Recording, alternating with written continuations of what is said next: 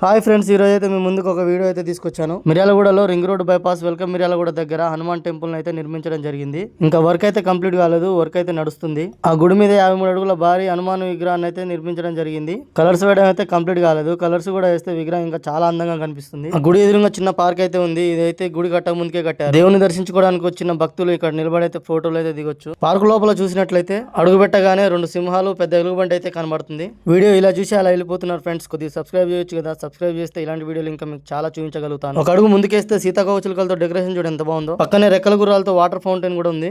Night time water వదిలినప్పుడు lighting తో ఈ park చూస్తే చూస్తానికి 2 కళ్ళు చాలు, అంత అందంగా ఉంటుంది.